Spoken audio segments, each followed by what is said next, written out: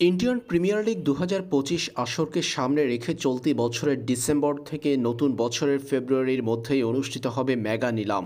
প্রতি ৩ বছর পর যে মেগা নিলাম অনুষ্ঠিত হয়, সেই মেগা নিলামই এবার অনুষ্ঠিত হতে যাচ্ছে। মেগা নিলামকে সামনে রেখে ফ্র্যাঞ্চাইজির মালিকদের সঙ্গে বৈঠক করেছে বিসিসিআই।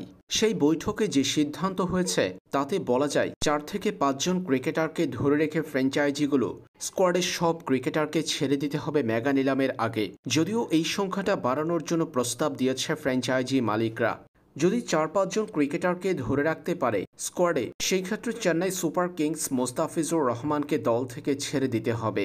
দলে তারা ধরে রাখবে ঋতুরাজ গাইকোয়াড়, মহেন্দ্র সিং ধোনি, শিবম ডুবে, ডেভন কর্নুয়ে এবং রবীন্দ্র জাদেজাকে। মুস্তাফিজুর রহমানকে যদি চেন্নাই সুপার কিংস মেগা নিলামের আগে প্লেয়ার রিটেইন না করে, অর্থাৎ প্লেয়ার রিটেনশনে ধরে না রাখে, সেই ক্ষেত্রে ফিজ উঠবে মেগা নিলামে।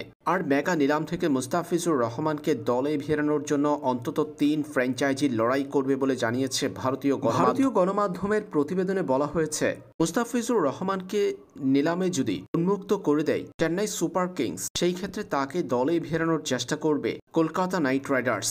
স্বল্প মূল্যে মুস্তাফিজুর রহমানের মতো একজন কার্যকরী পেসারকে দলে ফেরানোর পরিকল্পনা কলকাতার অনেক দিনের। ফিজকে নিয়ে সেই পরিকল্পনা সফল করতে চায় কলকাতা। মুস্তাফিজুর রহমানকে নাকি দলে নিতে চাইবে তার পুরনো দল সানরাইজার্স হায়দ্রাবাদ এবং প্রীতি জিন্তার পাঞ্জাব কিংস, এমন তথ্য দিয়েছে সেই প্রতিবেদনে। মুস্তাফিজুর রহমানকে এর আগে সানরাইজার্স হায়দ্রাবাদ দলে ভিড়িয়ে সফলতা পেয়েছিল।